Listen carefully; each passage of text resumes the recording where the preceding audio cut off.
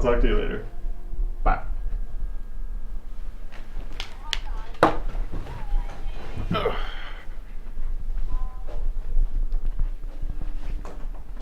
Okay, this is officially weird. Having a camera phone. I'm Jason Massey. I host a show called Dungeons and Randomness. For a living, I write stories about dragons in a fictional world, and I play a game with my friends. That's pretty much what I do. A 34-year-old man. I love it to death. It is a worthy profession, I think. I don't know what my title would be, honestly. Owner, operator, dungeon master, professional dungeon master. That sounds sexy. Let's go with that. Let's do that thing. We go around the table and introduce ourselves. I'm Jason. I'm the dungeon master. Going around the table. Start with Jamie.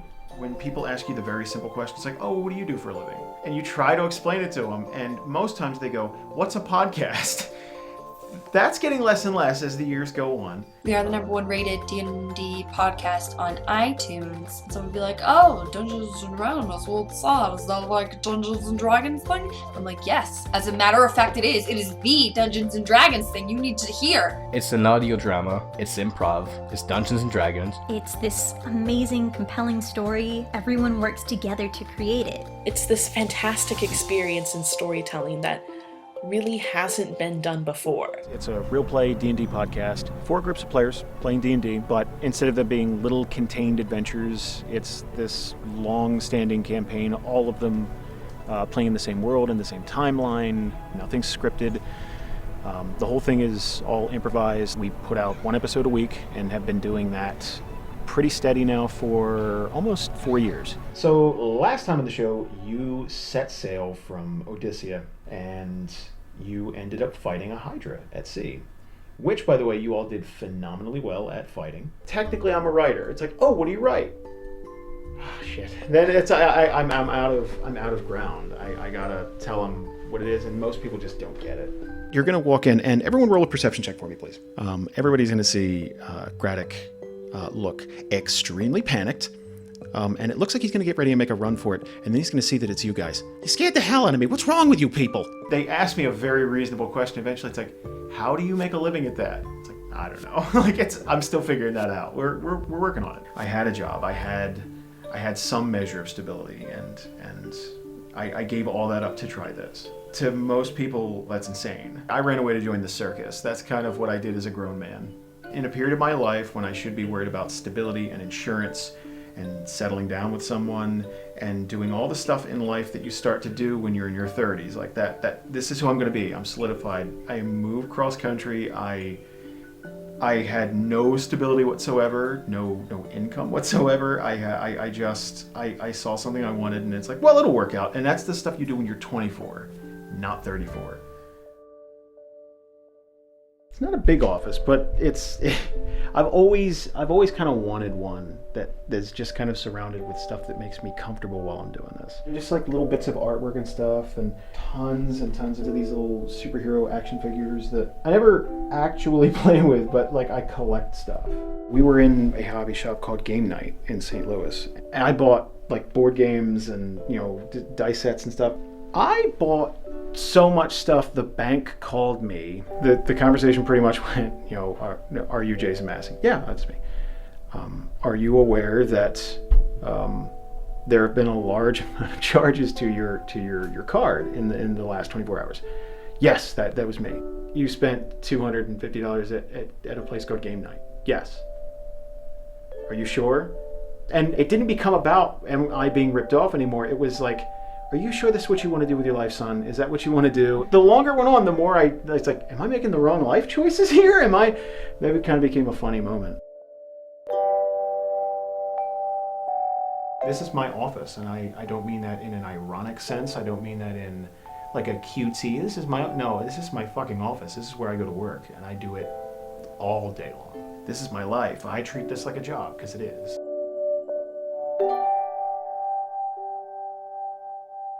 We have between 40,000 and 60,000 unique listeners to each episode, over 400 reviews on iTunes, almost all of them positive, over 5.4 million hits in the last 24 months.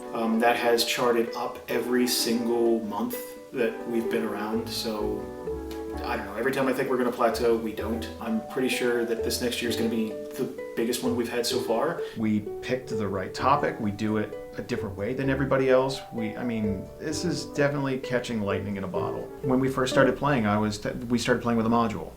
And the reason we started playing with a module is because I had no idea what I was doing, didn't know the rules, didn't know how to structure a session, didn't even know what a session necessarily was, what a proper length for it was. 10 pages into the module, I started changing stuff, and then eventually I just tossed it aside. We started playing Keep in the Shadowfell, which was the module that kind of kicked all this off. So we played like 10 pages of it, and then I immediately started doing different shit. I wanted to make stuff up, and when everything's made up for you, there's nothing for me to do as the DM. The players are getting to react, and they get to do stuff, and I'm just kind of sitting there waiting for the next page to turn, and there's like 100 pages in this thing, so yeah.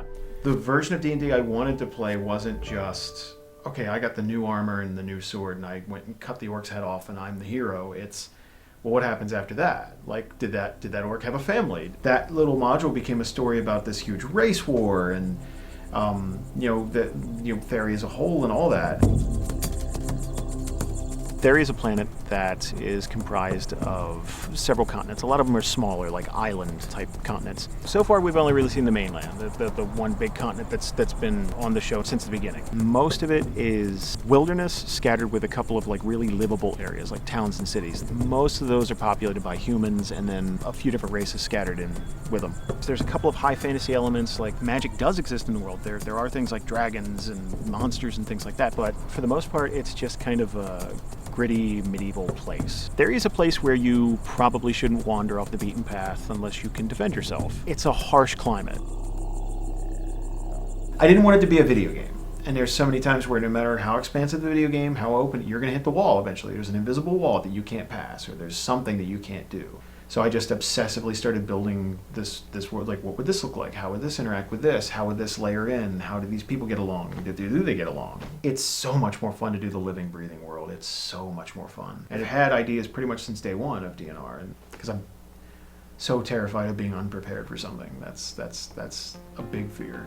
There's areas on either side of this, and north and south. Like this is a third of Theia. When we had this map finally, the difference is night and day. There's a big difference in knowing a place exists and sort of having an idea in your head the relative distance between like Aubrey and Winter Haven and all that. It makes it a place. Like you can point to a map. That's really cool. That's really neat to be able to blur that line a little bit. There is a stigma with D&D, and there probably always will be. It's either D&D is for the devil, or, oh, you're a basement-dwelling nerd who breathes through his mouth all the time. And it's like, dude, we exist in a world where the top-grossing movies last year were The fucking Hobbit and Marvel movies. And you're calling me a nerd. Did you go see this movie? Yeah. It's like, well, guess what, fucker? Those are from comic books. Those are from Tolkien. Those are from... That nerd culture is ruling right now.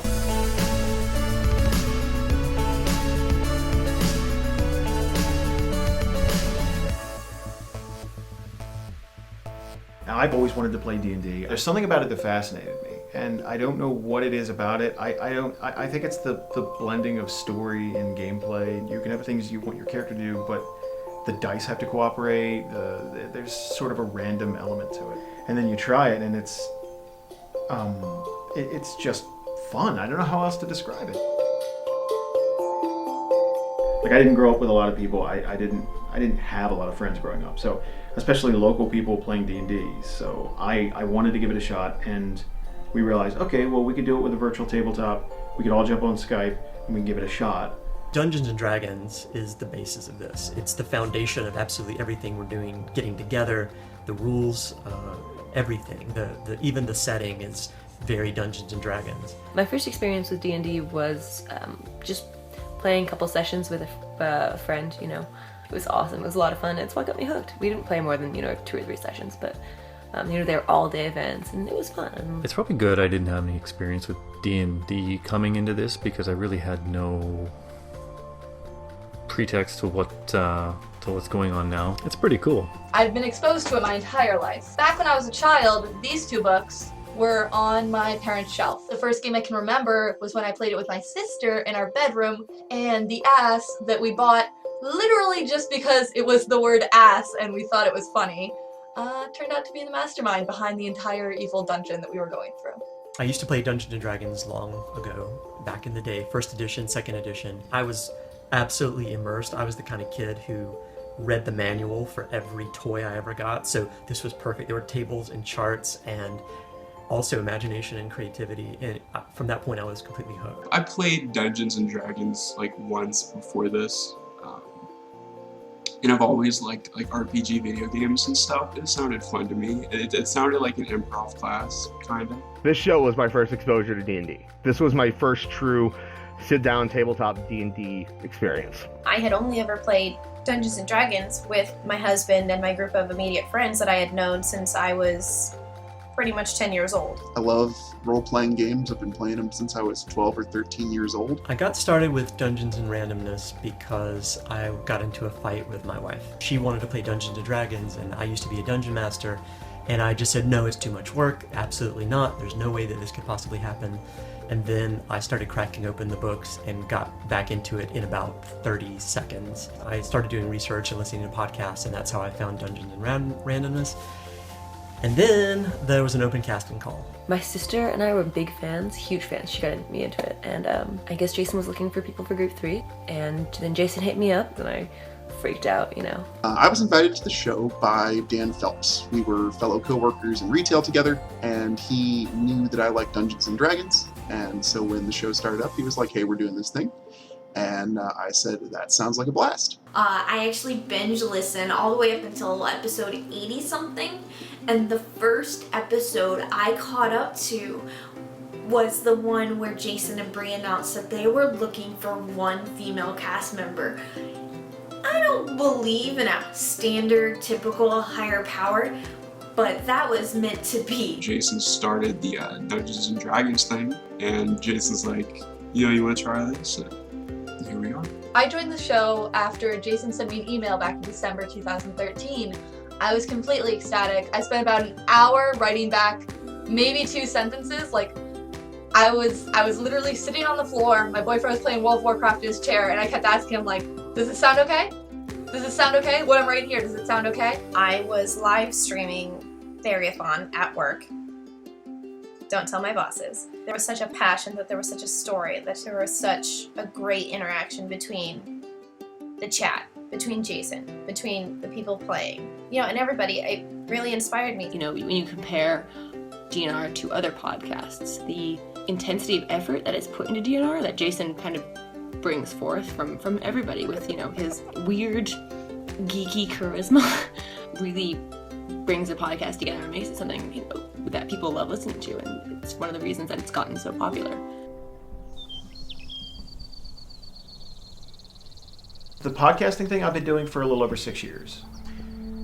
I used to run an online radio station called TWR, which was talk wrestling radio, and cost a small fortune, made no money. Me and Justin specifically did a show called Wrestling Randomness, where we talked about the week in wrestling and whatever, but it was mostly bits and just us screwing around. And it's very drive time radio, very shock jockey bullshit, very let's have someone call in and yell at us, and then we would riff on it for like 10-15 minutes and then move on. And that's what the show was. Shorty's in the chat. And I'm right on the cusp of banning him already. What's he saying?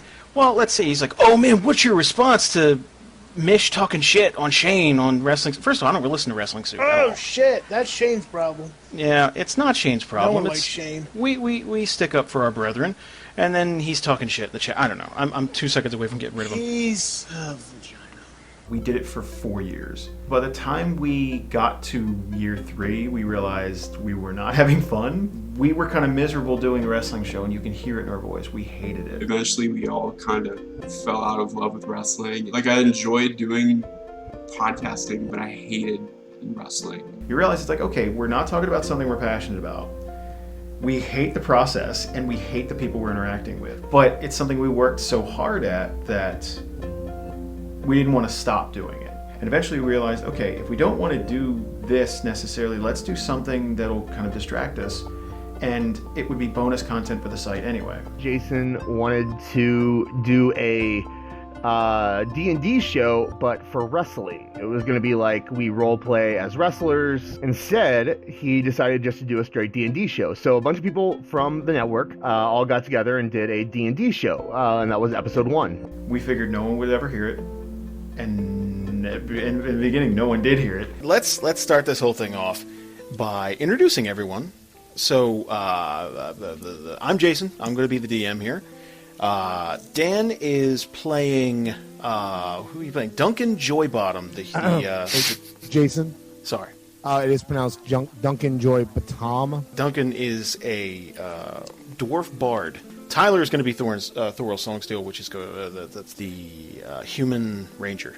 Rob is going to be Malchus Grimness, which is a tiefling hexblade. Tiefling, yes.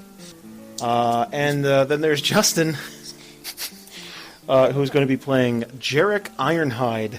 Justin went way off the rails and decided to kind of forge his own trail. He's a warforged spellblade. Decepticon. He's a Decepticon.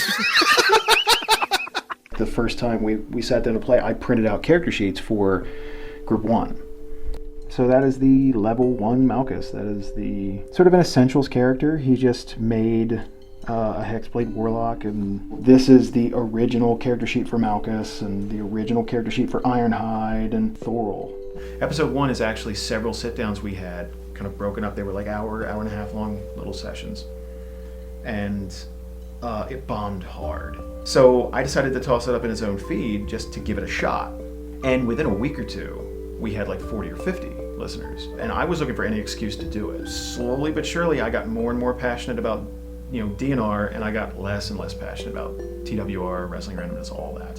Right around the time we decided we were going to wrap up Wrestling Randomness, and we already decided, well, DNR is a thing, that we put it in its own feed, that's starting to take off. We had, by that point, it was, hundreds of listeners. We were getting feedback, and good feedback. It was never meant to be real serious. It was always kind of meant to be, something we do when we have time. And it just kind of blew up. It was definitely weird to see. It's like, wait a second, I plugged away for 4 years on this other thing and worked hard at it. And within 6 months, the DNR trumped it.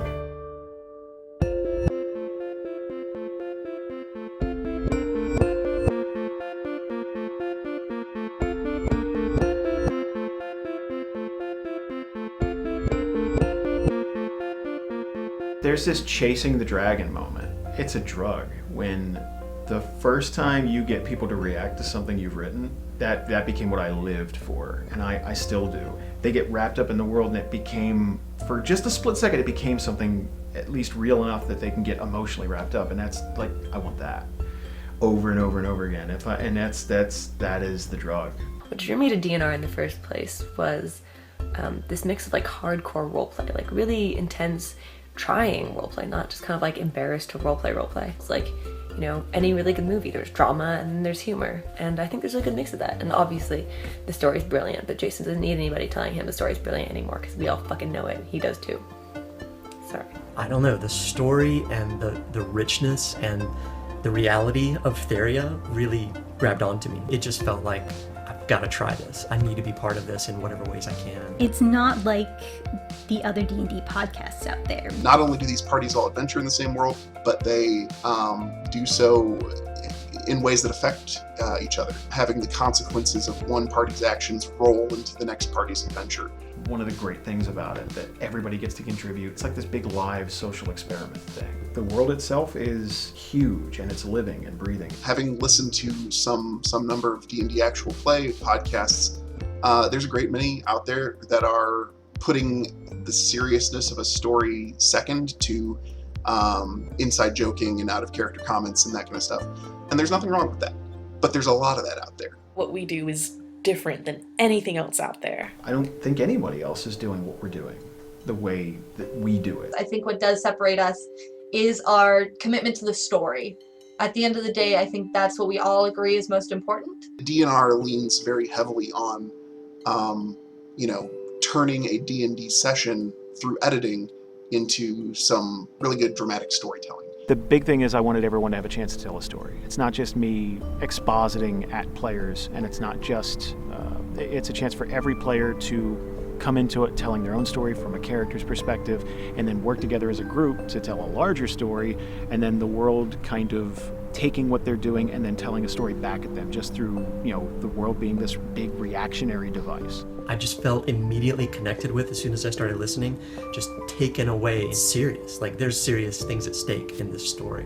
And honestly, it's one of the best works of fiction that I've ever come across. It doesn't really matter if you're not into, D&D, if you're not into, role-playing games. Even if some people don't like everything in the show, there will be something guaranteed that these people will like. And that's the hook. That's when, they'll stay engaged with the show, and from there, even if they're not listening to all the groups, they're listening. When you lose yourself to that and really have fun with it, that's what the show's about. That's an experience you don't get from watching a movie or playing a board game or something. Doesn't matter what edition you like of D&D, and that's a very that's not really a barrier to entry for our show, because you're not listening to the mechanics, you're listening to the people and them telling a story. Especially as the shows went on, it's much less about mechanics and much less about the actual rules of the game. It's not about that. It's about being interested in the characters on the show.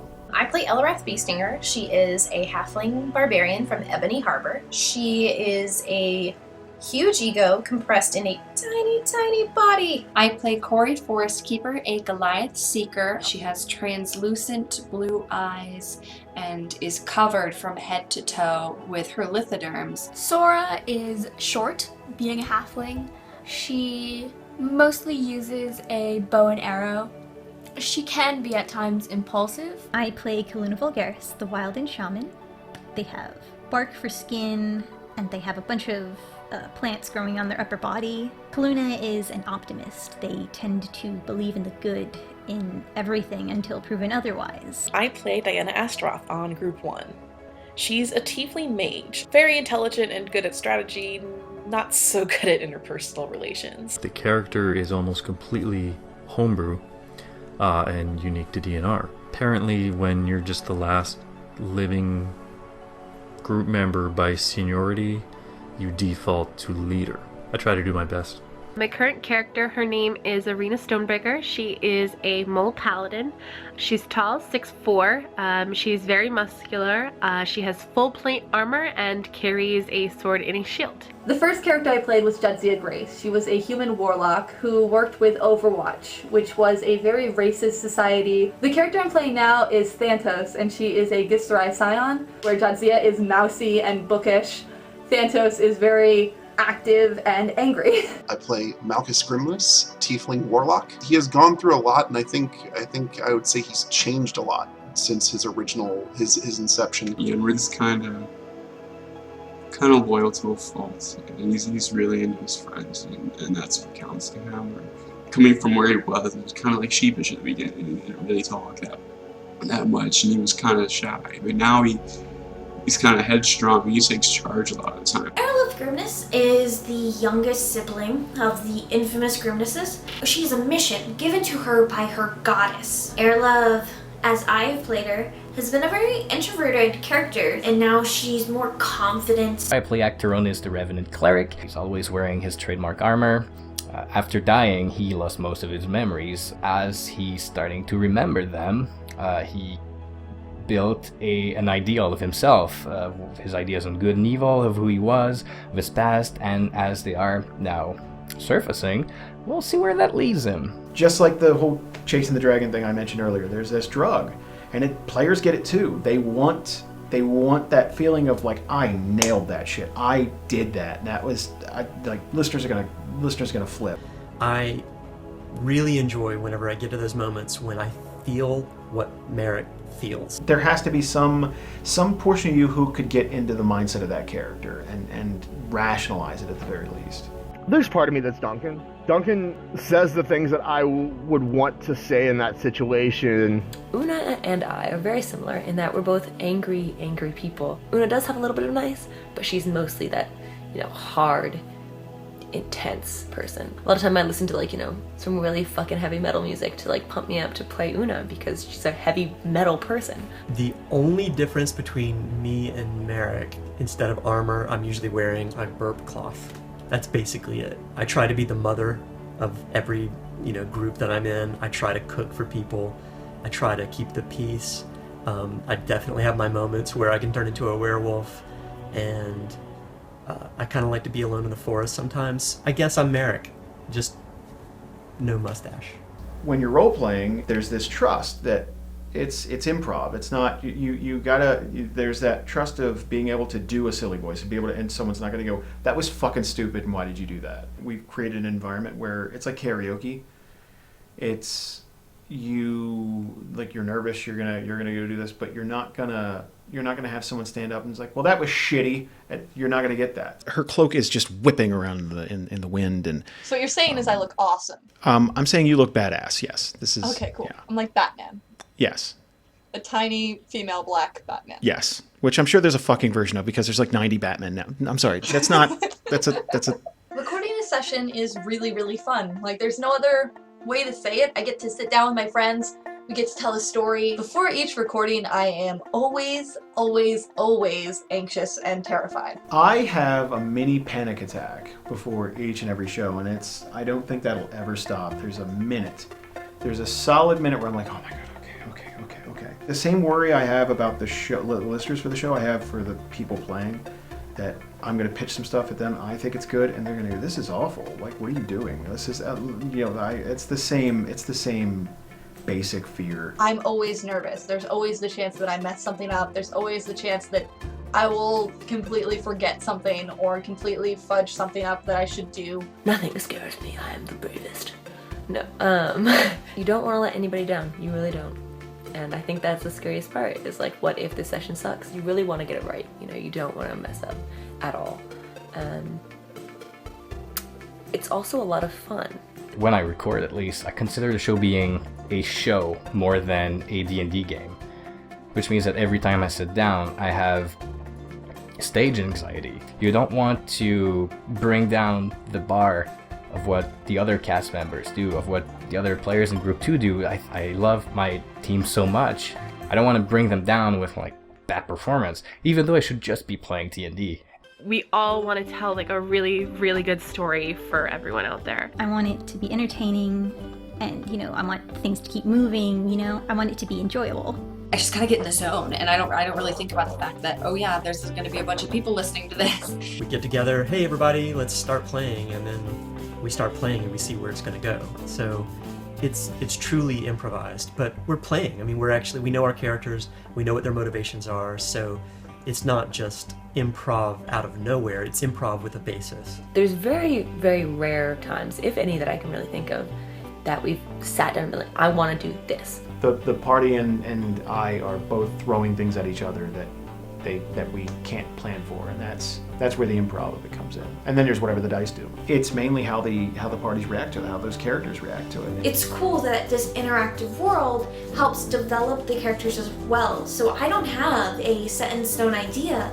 The Theia and my fellow cast members and Jason help create the character for me. A lot of things, like reactions to things that happen, are completely improv, and a lot of the decisions that we make out of game are contingent upon the improv that's happened in game. It's an insanely talented group that way, where I think most people, if they were to try this, they would find out that it's a lot harder than they think. We don't really like to plan ahead. We definitely don't write scripts. We definitely don't plan scenes ahead of time. I think the most Jason will usually do is the day before an episode is recorded, sometimes he'll hit a few people up, especially, I know he'll hit me up, and he'll be like, hey, just so you know, Judsia's gonna have to bring her role-playing chops. There's no way you could predict what all 5 or 6 people in a group are gonna do. I don't know where the story's gonna be in 6 months from now. That's why I keep doing it. It's fun for me too. It's not just a thing that I'm writing and then throwing at people. It's, I'm writing it, I throw it at them, they come back with something completely different, then I rewrite and keep coming at them and keep, the world keeps changing with them, and that's what's exciting, because I never get bored.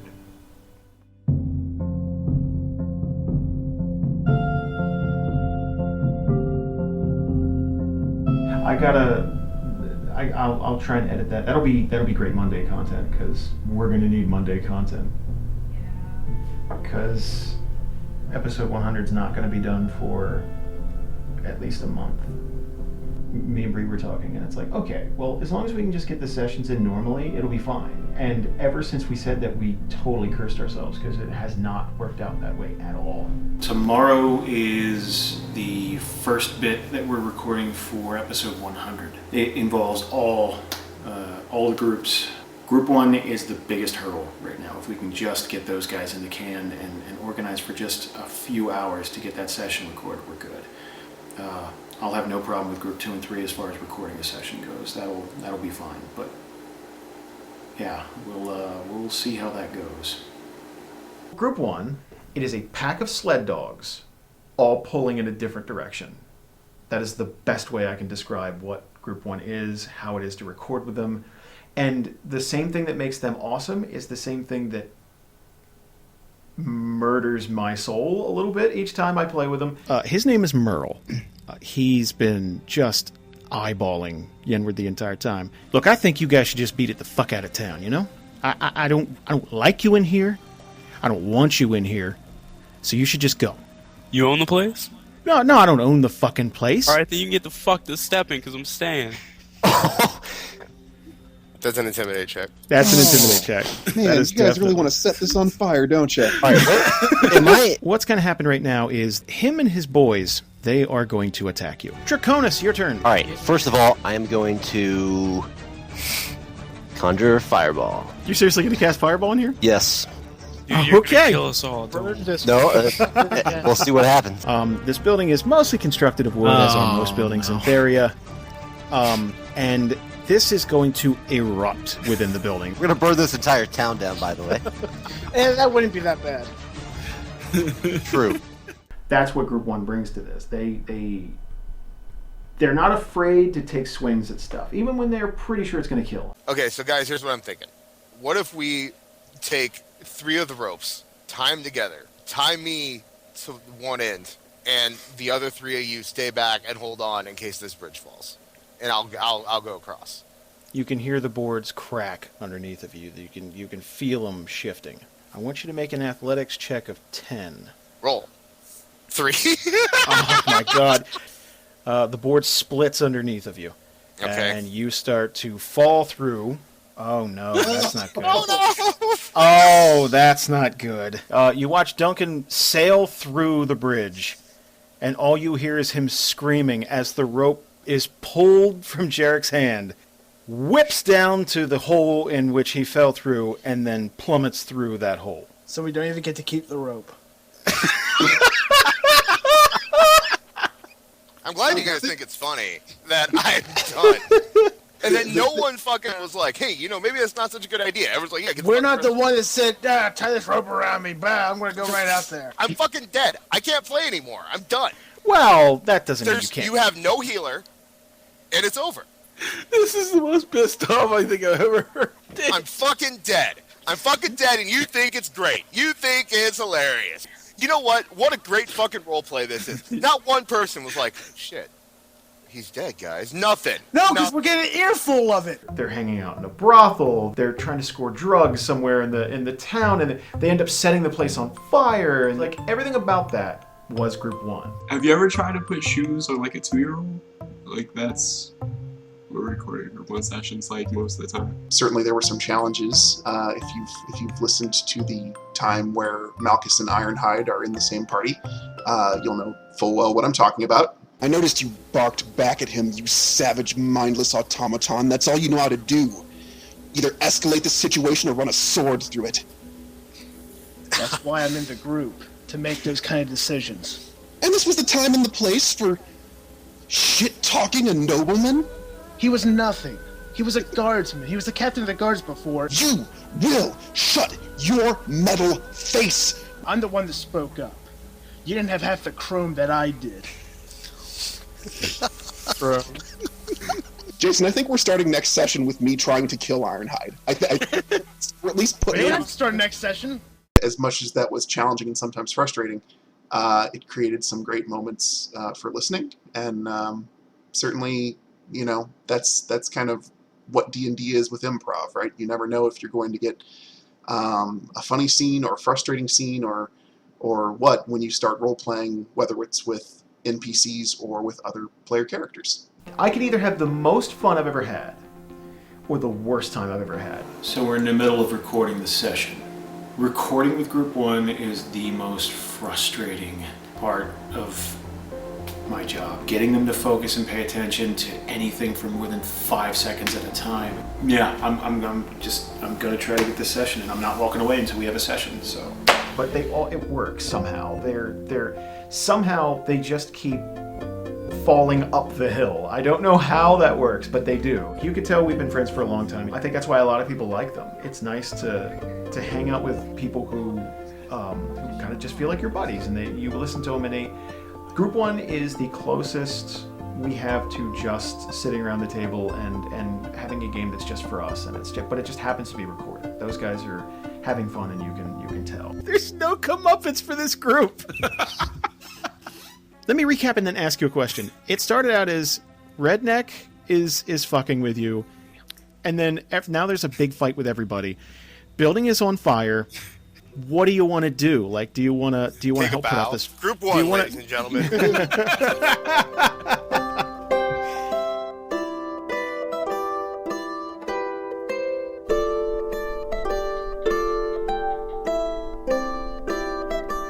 So yeah, no Group 3 this morning because nothing this weekend is going quite right, and we knew we were going to force it if we tried. A lot's riding on this, and we're banking on the fact that the Group 2 that is later today goes off without a hitch, which it will. It's gotta, because fuck me, nothing has gone right this weekend.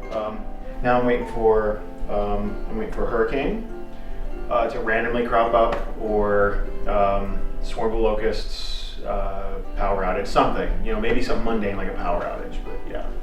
The genesis of Group 2 was I'm greedy and I wanted to play more, and we weren't playing enough on Group 1. Group 2 has had the worst run of luck of any of the groups on this show. Anything bad that can happen to Group 2 has happened to Group 2, and multiple times. Solomon takes an arrow directly to the chest. What? And falls down dead. That's our first Group 2 death. No. Trevor just leans up, howls, and they all descend upon Rikus. Rikus has just been mauled to death by werewolves. These werewolves descend upon Baraneth. They would essentially rip her to shreds. That was pretty devastating. Sucks, yeah. You guys lost a couple of party members in the last episode. Yeah. Have 2 ever died in an episode? Nope. That was a first. The troll is going to rear back and essentially crush Trixie with the palm of its hand into the ground. That'll be enough to kill Trixie outright. Once again, this troll is going to raise his palm above a party member and grind Actaronus into the ground. Raven is going to go ahead and attack Sevidus. Sevidus's throat has just been torn clean open. Why do you kill a group member every episode, Jason? Fate hates Group 2. Hates you. There's no place for good people in Theia. That's... Evil wins, you guys. Evil wins. No one's above dying. And it doesn't matter how attached you are to something. No matter how much I'm attached to that character or how much I want them to come back, you can't just do it. There has to be a risk of death. There has to be some finality in both death and trying to bring someone back. Group 2 has definitely had the most flux. They have definitely lost the most people. They've gained the most people. It's a completely different group than what they started out with. When we lost all of those characters, it was heartbreaking as both a player and a character. It was like a reset button for Group 2. And I think that we kind of needed that. Let's call it a tragedy, let's face it. It was pretty sad. But it also helped me find my place when we got together with new people, new characters, as a group who lived something really harsh together, and that really helped tighten the bonds in Group 2. And I don't know how things would be right now if it wasn't for that incident. I think the dynamic would be vastly different, and even though it was a bummer at the time, I think I'm where I am right now thanks to that event. All of Group 2 as a unit, they are more than the sum of their parts. They've come together, and maybe more than any other group. If the decision is always, yes, let's go do the heroic thing, let's go do this, I'm not doing my job. All of these hardships in the world, all of these things that make Theia tough are the things that shape characters, are the things that make those heroic moments even cooler. Those are the things people remember, because for every one episode that's like that, there are 10 episodes of the grind to get there. You know, how oppressive the world feels, how sometimes just daunting and horrible it is, and that's part of the drug. You don't get those peaks where people go, oh man, that was great, without dipping into those valleys of, boy, this is kind of shitty. Group 2 almost fell apart. There was a split second where they just, it's like, why? Why bother? And I don't want that to happen again. For good and bad, every dice roll I have ever rolled on the show, ever will roll on the show, is public. Every player can see the dice rolls that I use. I don't fudge rolls, I don't fudge damage. There have been many times where I didn't want a character to die, but that danger has to be present, it has to be real. Yeah, I don't want it to murder them all. They're just now getting their story. The episode The Talk, when the entire party's dead except for Dagon and Corey. It was just James and I, and we just sat at a bar and talked.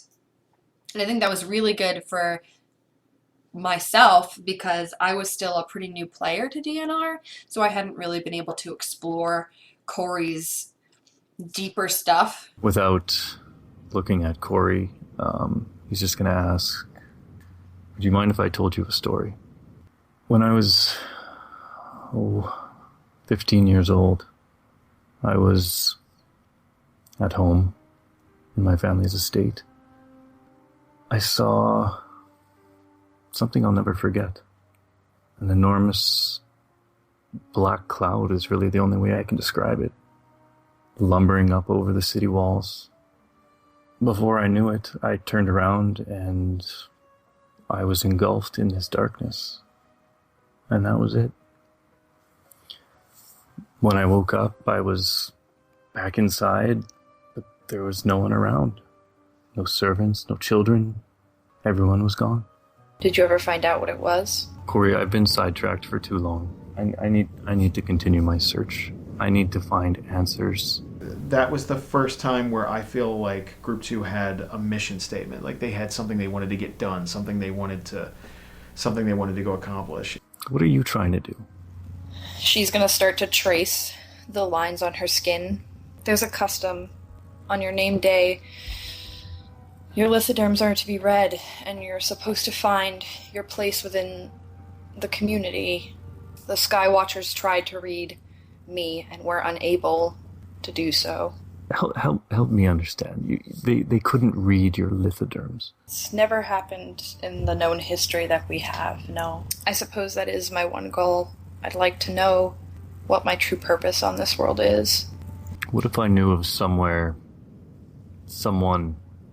where there's a chance they could help you? If Group 1 is your buddies your drinking buddies that could just be hanging out at a D&D table and goofing around, like, Group 2 definitely brings the heart.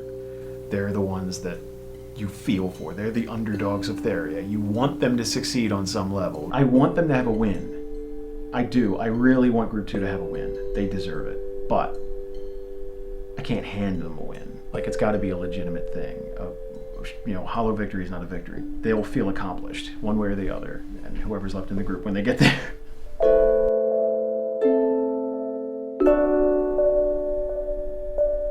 Well, it's noon. The session starts at 2, so we'll start a call around 1:30.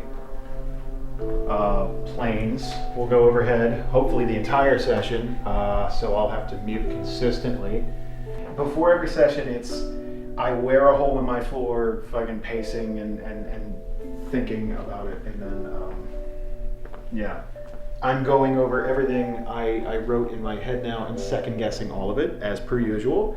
I have a little over an hour to figure it out, so Or I won't have time to worry about it anymore. I won't have time to stress. It'll never be ready in my head, but it's ready because we're ready to do the session. It doesn't matter. And then I'll probably scrap what I've written and then just improv it anyway, half of it. No matter how much time I take with it, no matter how much effort I put into it, at the end of the day, I have to let it go. And then I have to sit back, and I'm helpless to, once it's out there, it's out there. So I'm sort of helpless to the process after it's out in the wild, and I gotta just sit back and take the emails and the forum posts and all that stuff. I'm getting ready to start the session, and I figured out that Dagon as a character was gone. Didn't exist. He isn't on the table. He isn't in DDI. I don't have a backup of him. I don't know what happened, but he was just gone. So I had to sit and recreate him from scratch, which took up about a half hour, and I figured it out about 25 minutes before the call. I'm supposed to be in a call now. I'm currently getting all this together. So they're hitting me up right now on Skype. That's Danielle. I'm just making sure that I'm going over all the monster stats and stuff, and just to make one final pass to make sure that nothing is broken or really stands out or anything like that. So we should be good to go. When I started Group 2, something that was told to me, it's like, you're going to run out of ideas, you're going to hit burnout. That is a big fear of mine. The fear of just running out of ideas was a thing. Like, I would just run out of places, run out of ideas, run out of story hooks or character, development or something. I have had nightmares, like recurring nightmares, where I go to sleep, wake up, and I just have no imagination. I have nothing. And that's the end. That's the end of the show. I can't think of anything else to do. And I've had dreams where I had a head injury or something and woke up and just like I'm in the hospital. Can't imagine things. I can't. Yeah, and that's fucking terrifying because that's the lifeblood of what I do.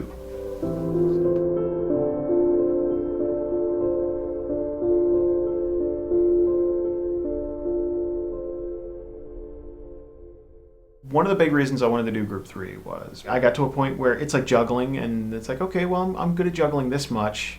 I'd like to add another ball. Like, let's get that going. Group 3 was an opportunity to do something different with the story. I wanted to try to cover everything from a different perspective, and it would give me a chance to flesh out the world in a totally new way, and it was just exciting. I wanted to paint them as the villains. I wanted to paint them as they're coming for you, and whether it was, I didn't know where the story would end. I knew where it was beginning. And sometimes it's just fun to play the bad guy. People of the Overwatch, for almost 2 decades I have kept you safe within the walls of this city. I promise the entire world shall see a new dawn, where all people shall know this security. Long live the Overwatch, and long live the The Overwatch is a city in the south that is run by King Xanon Carter, and pretty much the big looming threat on the show for a long time. They, for the most part, have made it their mission to eradicate anyone who is not human. To Group 3, I think the Overwatch was home, and that's very much how I wanted to pitch it. That was their home. I wanted to just give the other perspective of it. They're just soldiers in the army doing their thing, and they're not all bad. They have motivations just like Group 1 does. So I stayed really quiet about it for 2 months.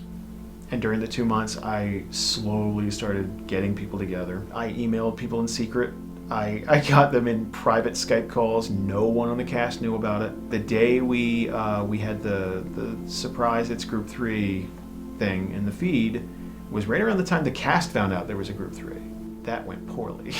A lot of the cast wasn't super happy about us being a thing. This technically is the first thing Group 3 is going to record. Should we let them know what's going on as far as that goes?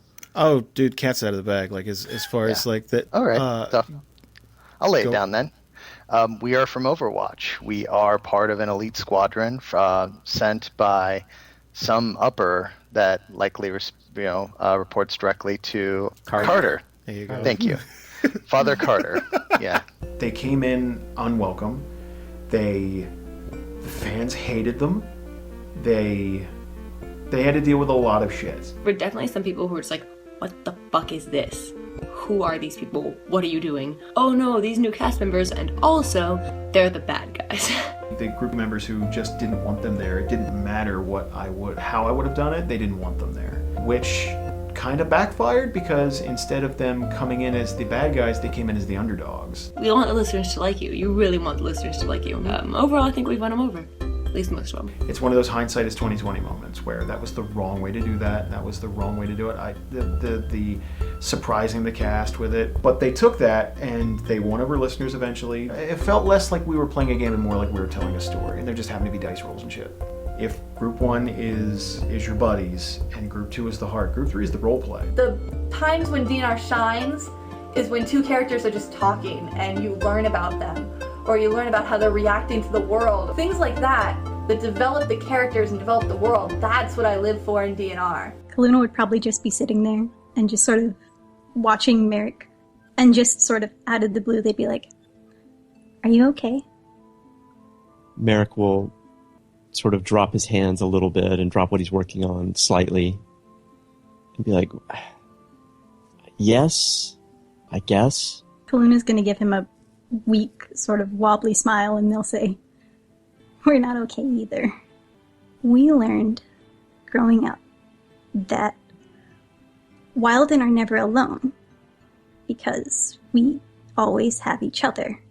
When you left us back in Fairbay, we felt like we were all alone. It hurt. Something was missing, and we couldn't fix it, and we were alone. And we don't know if we can do that again, Merrick. I have a lot to learn from the Wilden. And it's not just that you never are alone, but that you never should be. Kaluna, I'll never leave you again. That's a promise I'll make you right now.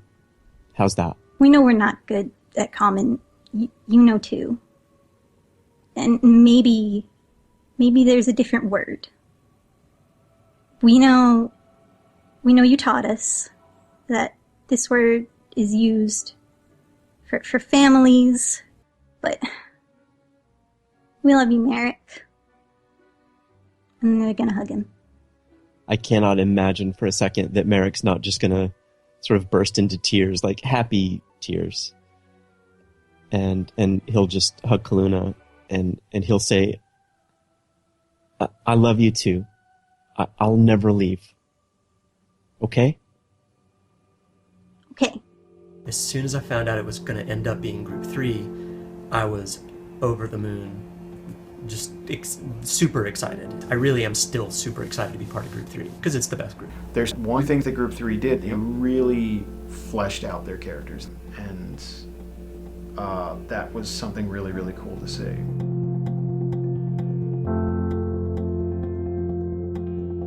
What's sort of your organizational process with all of this?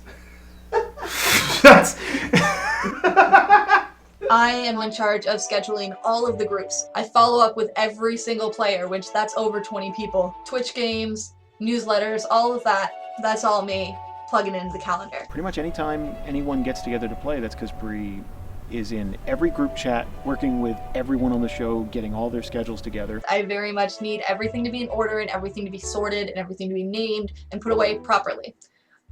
Jason is not. I'm idea guy, and she's organization person. I will literally sit back and just throw things, and then she's good at taking that shotgun of information and then making it something that can be usable. Jason can come up with about 30 ideas per minute. And all of them are pretty good. Some of them are terrible. After the initial idea is solidified and we know what we want to do, I just come in and make it actually be a thing.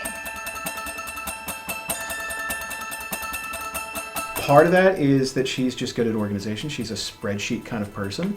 And part of it is she knows me well enough to know what I'm trying to say, not necessarily what I'm saying. Those two parts together, we make a pretty great team of people who get shit done. There's always something to chip away at, and it's about an 18-hour day usually, and very few days off. But I don't mind doing it. I think it's the best job I've ever had. it takes both of us to keep DNR running. She is just as responsible for this as I am at this point, because I don't know that I could do it on my own at all. I certainly wouldn't be doing it this efficiently. When I first joined the show, I was actually kind of terrified of Jason. I was terrified of the whole cast. I thought they were smarter than me and funnier than me and just more charismatic than I was, especially Jason, who was much older than I was, and I thought he was so much wiser than I was. I learned better. But yeah, Jason and I very quickly became very good friends. I would get nervous before every single one-on-one call with Jason, and now it's just a part of my day. And if I don't talk to Jason in a day, it's a weird day. It's a partnership, like completely. She's my partner. Bree's the only other person who cares about the show as much as I do. And she cares about it top to bottom. She is equally invested in the success or failure of DNR. With that comes a certain level of passion about decision making. We're not always going to get along or see eye to eye about everything. I'm much more optimistic. She's a little more, let's call it realistic. It's just that his mind is going 1,000 times faster than reality. So I'm trying to get this one task done, and he's like already thinking about 3 years down the line. Wouldn't it be great if we had a group 7 and we all played 5th edition and we were on the moon? And it's like, that's really great. That's good ideas, Jason. But right now, we need to like get this thing done, this newsletter. If we disagree, we talk shit out. And I think that's something that any friendship, any business partner, that's something you need to learn how to do. I think it's good that we both see things differently. I think it's a good partnership that way. Jason and I together, pulling this show forward is very difficult. We spend so much time, so much energy, so much money trying to get everything done. It's a labor of love.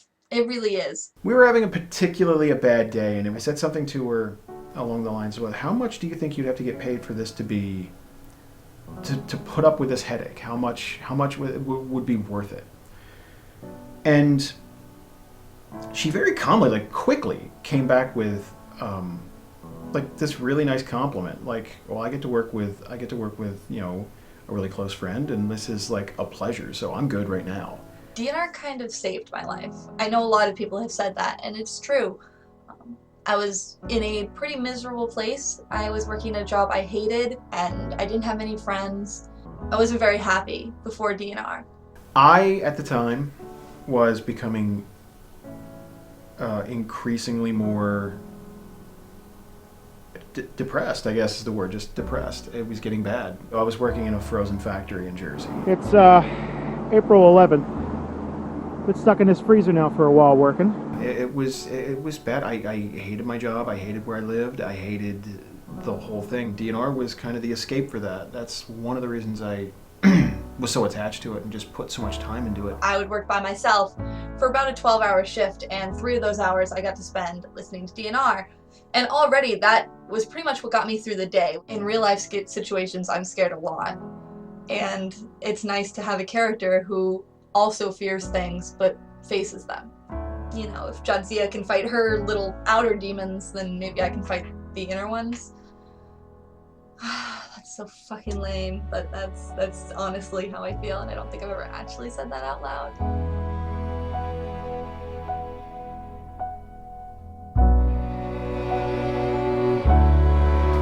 I grew up not really having friends. I've had workplace buddies, I've had you know, acquaintances and stuff, but not like really, really tight friends like that. Bree, Jamie, and Izzy are my closest friends. It's weird to think that that sort of came about through the show in a roundabout way.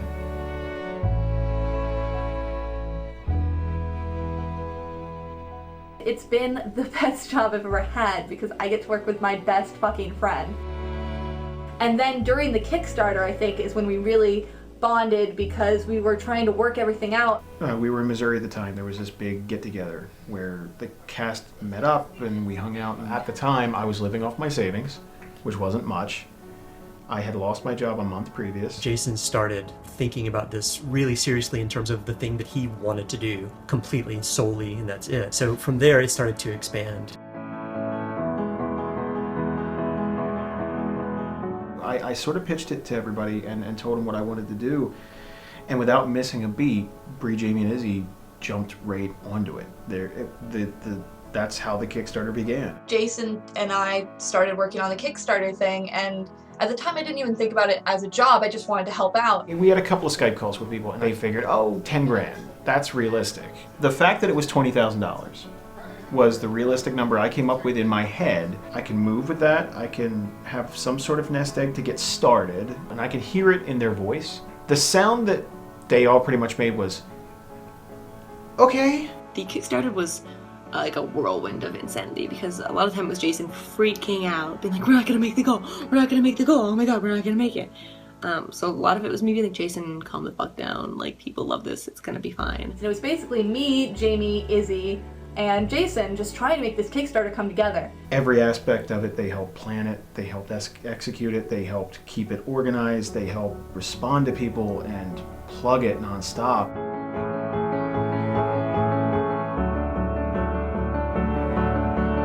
When we started the Theia-thon, which was like supposed to be like 12 hours, I think, of straight D&D content from DNR, money came pouring in. Like, you know, it would go like a couple, you know, bucks, and then like $10 and then $20 and like, oh, like $500 from some rando. So it's a live session, and then it's in the middle of this huge marathon. So even that, I'm thinking, okay, well, even after this session, I got 3 more things to do, and I got to be live all day. So I'm plugging away at that, and I'm not keeping an eye on the total. It was really cool because we hit it, and I saw that we hit it, and nobody else had noticed. I think I squealed, and I was like, ee, or something, you know? I was honestly like, what's going on? What's happening? While I fully admit. What happened? We just hit it, 20,000. No fucking shit!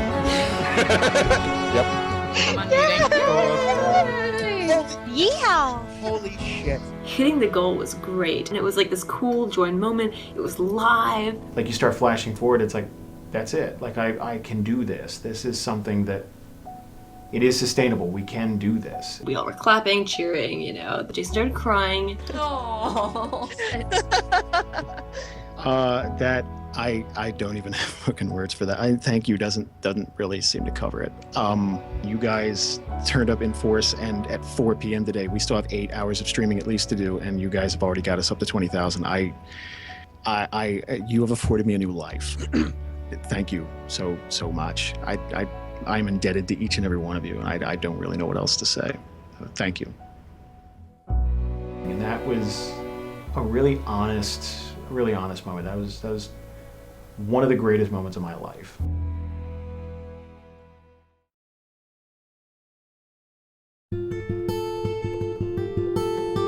September 1st, this officially became my job, and I treat it like that. I dedicate every minute of my day pretty much thinking about DNR, working on DNR, editing something for DNR, something. I take it very seriously. It's my job. Not saying that Dungeons & Dragons is real life, but that there's an element of, you know, real life stuff to it, because, you know, it is someone's actual life. I take it more seriously. Now that we're bigger and there's money and livelihoods attached to this, you kind of have to, or I'd be doing a disservice to my teammates. When it comes to DNR, I definitely take it more seriously than I've ever taken any role-playing game. Also, it's my job, and I kind of have to take it more seriously. Bree, Jamie, and Izzy, I owe all of this to a lot of people, but those 3, and it all kind of stems back to that one moment where we're just spitballing ideas in the cabin, and yeah, like the fact that I'm in California, the fact that I'm infinitely happier, that kind of came from the Kickstarter.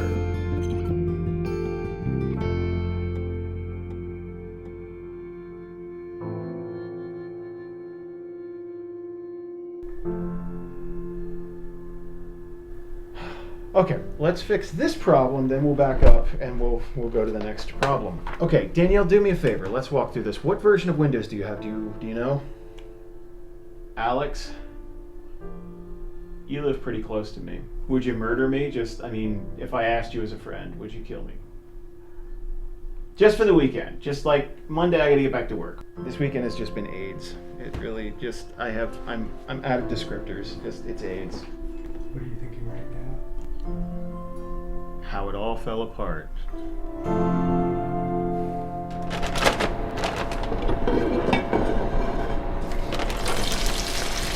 It's rare that I even have breakfast foods in the house. I've been surviving off bagels for over a month now. Since I got here, things have been lean, and December, food budget-wise, was really lean. I had nothing in the house for a couple of weeks. Jamie and Bree sent me this little care package. It was a box that came in the mail, filled to the brim with bagels.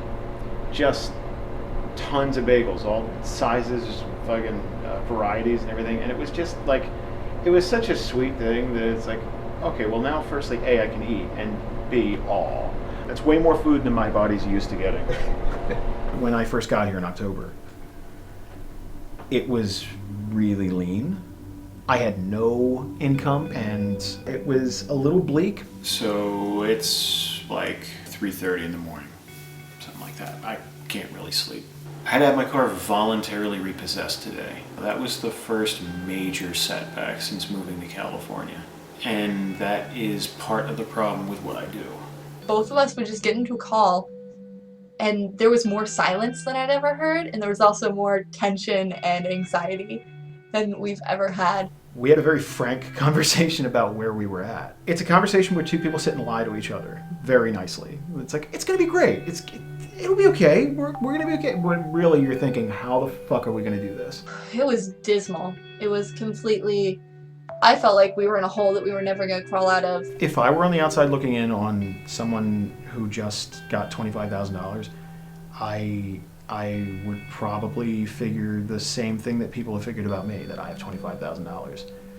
I do not have $25,000, nor did I ever have $25,000. I spent $1,000 just in gas to get the truck cross country. Just gas. It was a lot to bite off all at once. But I expected it to be that way when I moved out here. I didn't expect it to be something that was handed to me, and I didn't want that. The Kickstarter, like I said, did exactly what it was supposed to do. It was a start. It got me here, and then that's where I can start to kind of struggle and make it work. We're all ready, right? This is the remnants of what eventually will become episode 100 one day, maybe someday. It's gonna happen, guys. Let's do that thing where we go around the table and introduce ourselves. I'm Jason, I'm the Dungeon Master. Going around the table, start with Jamie. It's been a struggle, but I mean, this place is precious to me. I want to work hard to keep it. I want to work hard to have earned it, I guess, is the way that I would put it. A guy named Aaron Good, who is essentially our bard, for lack of a better term. He just writes and records songs about DNR for like specific purposes. He wrote an Eladrin sailing song.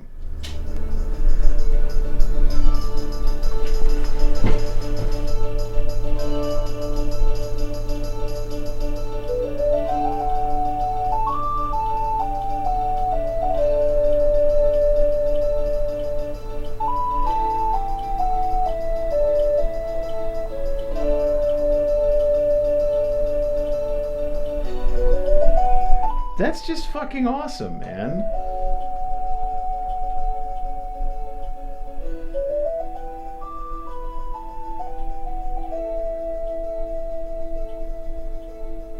Dude, life is too fucking short to do some stuff you don't want to do. And that's why I cherish this, because it's not something that came free. It came with a lot of hard work. It came with a lot of dedication from a lot of people, and I want to repay those people. I want to, at the very least for now, prove to them that I'm not going to fail them at doing this, and I hope to repay them one day. It's not enough just to kind of sit and want something or dream about it, but you do really have to put the effort in and the work and work at it every single day and sacrifice kind of everything else.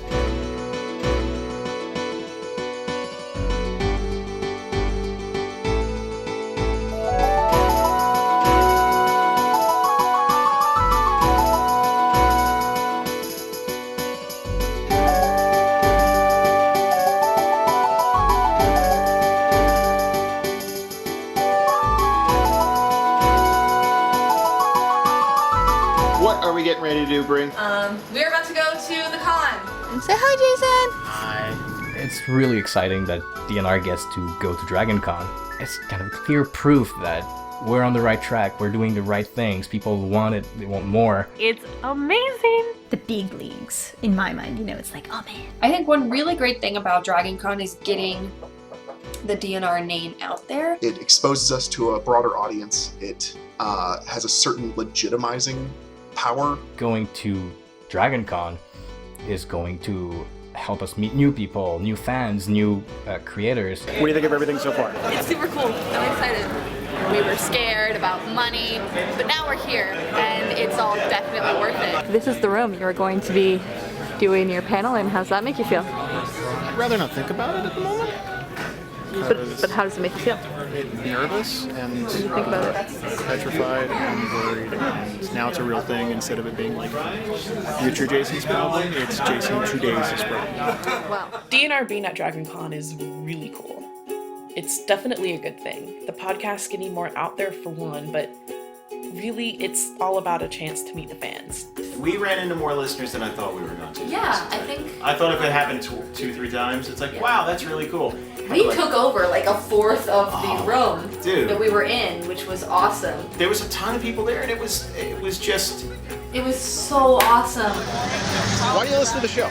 I love D&D. I love the way you guys run it, and the way that the story arcs go, the way that you set a world, and then everybody else gets to play with what you make. It's more than just live play D&D. It sucks you in. It's my favorite TV show, even though it's in my head. I listened to the show. I initially started because I was out of a D&D group, and I had to get a D&D fix somehow, so I searched for podcasts. Then I found DNR, and then it just it stuck with me just because of the way the story was and how interactive and awesome the characters were. I just love how y'all do everything, honestly. Just how you tell a story is one of a kind, very original. It takes me back to the days when I played Dungeons & Dragons years ago. It was totally enjoyable. I loved every minute of it. I wish there was more. Hearing the stories and seeing the groups grow has just been a really awesome experience. And there's something that's physical and really cool about being a part of a podcast, even though you might not be on it. There's a huge community following this. When you see someone in real life and you're like, holy shit, you like the show enough to travel and see us, that is fucking amazing. And you can just like hug them and shake their hand and shit. Again, our listenership is really awesome. DNR has a very loving community. I came for Dungeons & Dragons, and I'm staying for the relationship with the listeners. I think it's an amazing thing I wasn't expecting. Not to mention we have the best fucking fans in the world. Getting feedback is so great, and I personally love to hear what people think. I like hearing what people have to say, and I'm happy that something that my character is doing, something that I'm doing, is creating discussion. I enjoy talking to people. I enjoy meeting them. It's cool to do something that has people like appreciate you for it. It's super cool to see them on streams and stuff. The fan base is right there, and you're like, this is so cool. I'm talking to people who know me, and I know them. We love talking to our fans, and we have the best fans in the world. They are wonderful, and with that kind of fan base, with that kind of loyalty, and with that kind of interaction between the people producing the content and the listeners, I think that we are only going to continue to grow.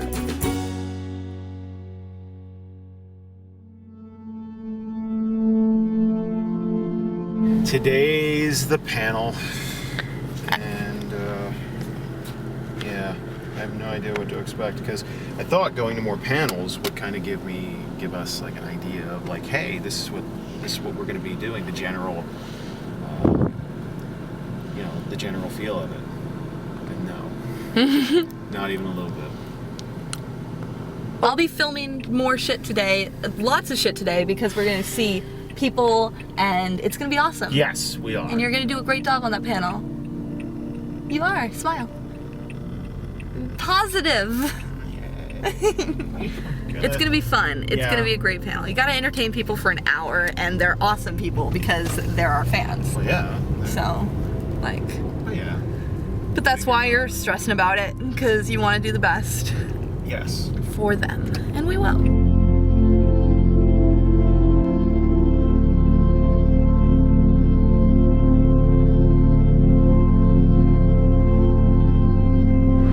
How you feeling? Pretty good. Got about an hour to go. Nervous. Like, okay, I don't know what to expect.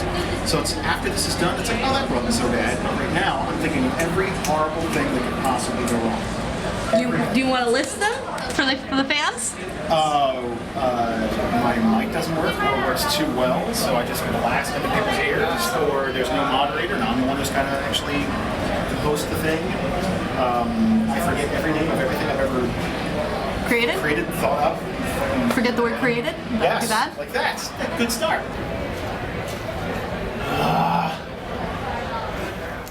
I'm Jace Massey. I am the creator and lead writer, host, I guess. I don't think it's working. Yeah, I don't hear it working. Oh, I think Oh, it might not be. it would help if it were on. Oh, That would be awesome. Professional podcasting. Yeah. So as you can see, I'm really good at this.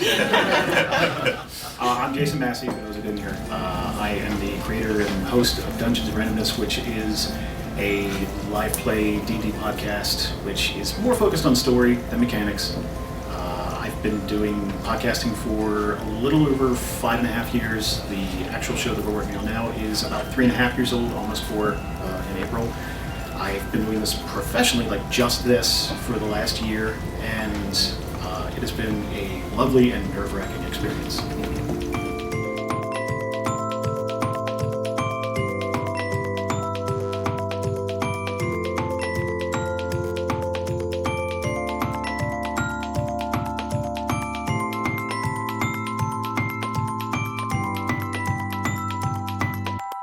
Yeah, we finished that panel and they want us back next year, clearly. Like, next year, maybe we can even have a Dragon Con panel on its own for the podcasting section, because they said they want to try to make that a bigger section. They wanted to get new blood in, and of the panelists, we have the most, we had people show up for us specifically, and I think all of them said that they got the badge specifically to see us, and that's fucking crazy. They came up to us and like shook our hands, and were like, thank you for coming, and we'd love to have you next year. They're talking about bringing us to like having our own panel or something like that. Inviting members like of the on that cast. scale. Yeah. And I am 100% sure it's because people showed up. Yep. At one point, you said like, oh, we have some listeners here, and they just all cheered, and it was amazing. And there's a question where it's like, we have an amazing listener base. It's like, and there's a bunch of them right here, and fucking they explode. We have a fantastic group of a bunch of them came out. So,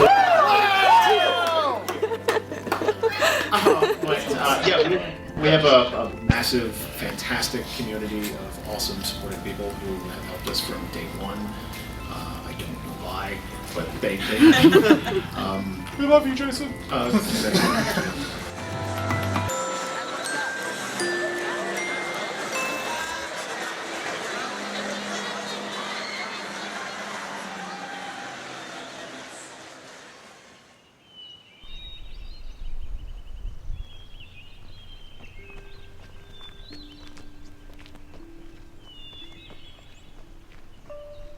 Before I do a session or I'm nervous for a big event or something like that, I like to go for a walk and just kind of put everything together, and it helps me kind of clear my head and get away from stuff. Most of the time it's just the shower principle. It's I'm not thinking about anything, so stuff will pop into my head like this will be neat, or this character might want to do this, or this is a scenario I'd like to toss at a group sometime, a character I want to flesh out, or a voice, or anything. I prefer to be out in the woods with no one. That's what I prefer. I'd rather do that than city walking, but yeah, I'll take whatever I can get. I'll pace in the kitchen if I have to. I've only gotten to come here a few times. I get here super early when I do, and it's nice. It just helps you kind of forget about everything.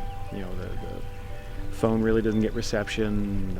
It kind of forces me to unplug, and yeah, it's kind of nice. I just get to kind of get lost with the trees and the trail, and it kind of helps you think.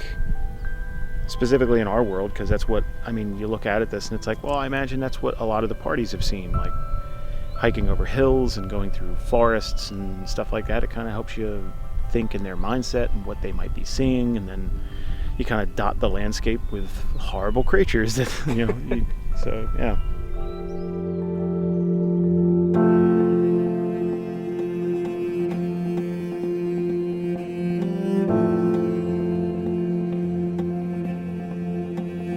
I worked tremendously hard at this. I worked very, very hard at it for years before I did this. But a lot of things had to go right for me to get here. Like I said, I have incredible friends. I have a tremendous support system. I could not have done what I did on my own. I continue every day to have support from really close friends. We've become friends. We're all friends. We're this group of people that even if we don't see each other very regularly, if at all, we're in this shared experience, right? So we all sort of feel like we're bonded together.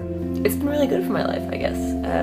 It's, exposed me to people who I never thought I would meet, and who are awesome. I got a lot of friends out of it, to tell you the truth. A lot of people I would have never known otherwise. Honestly, I can't imagine anything else as the highlight of my week more than this. People talk about how dark Theia is, but honestly, if you compare it to the real world, it's not that bad. At least in Theia, you can fight what's hurting you. A lot of time in real life, you can't. In general, I think it's actually a much nicer place.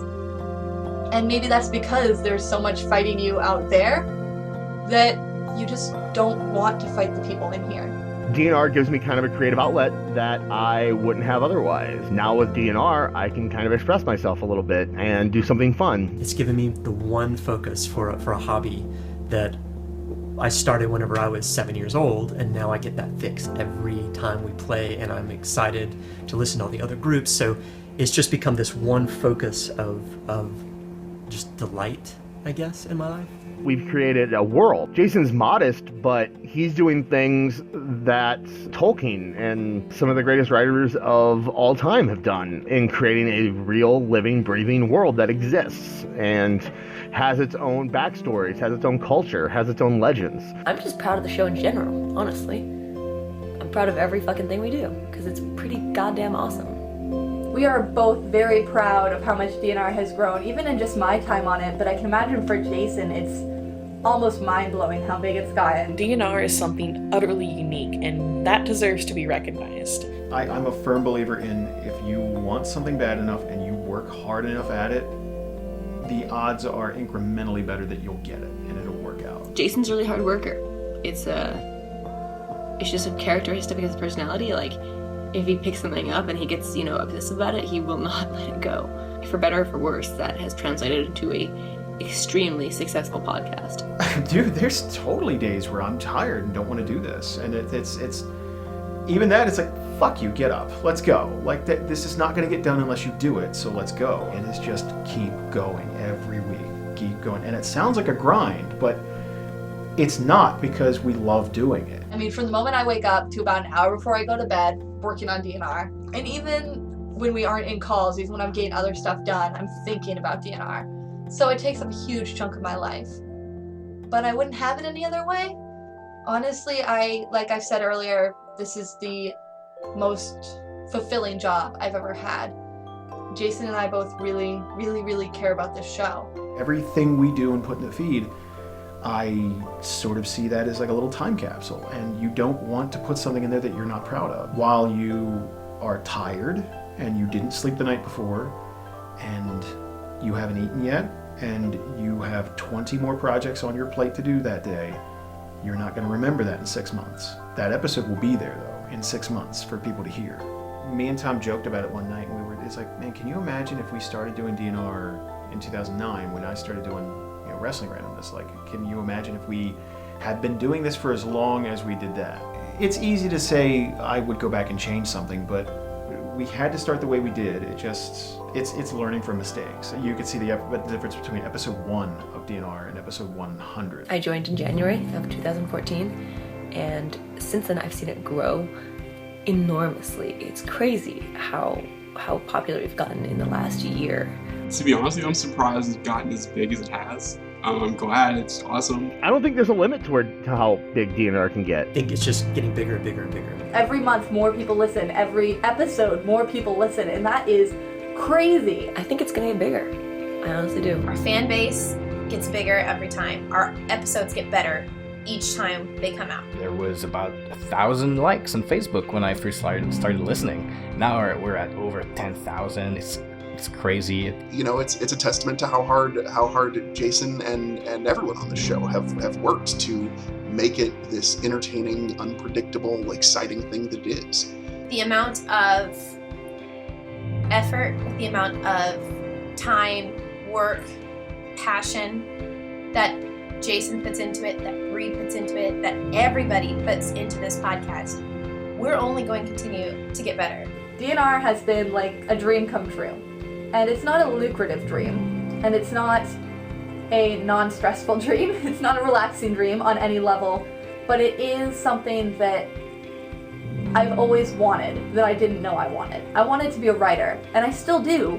But what I really wanted to do as a writer was create a world and have characters that people connected to. And that's what DNR is. When you put as much of yourself into something the way that Jason and Bree and everyone who's worked on the show in some way has, you end up with this creation that's truly incredible. DNR is probably one of the greatest things that I've ever been a part of, and I can't wait to see where we go next. If I listened to people who told me I couldn't do it or shouldn't do it, I wouldn't have done it, and I'd still be in Jersey. I'd still be in a warehouse. I'd still be doing that. This wouldn't be where it was today. We kind of took nothing and turned it into something, and that's really, really cool.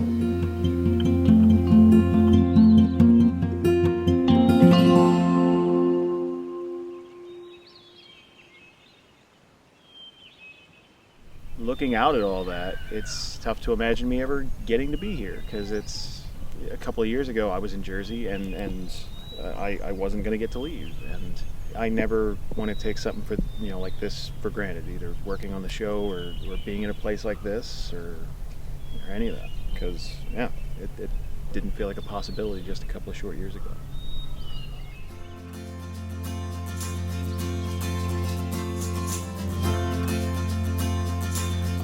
Well guys, I'm gonna get ready and go. Thank you guys so much for sitting down and playing, and I hope you have a good night. Night guys.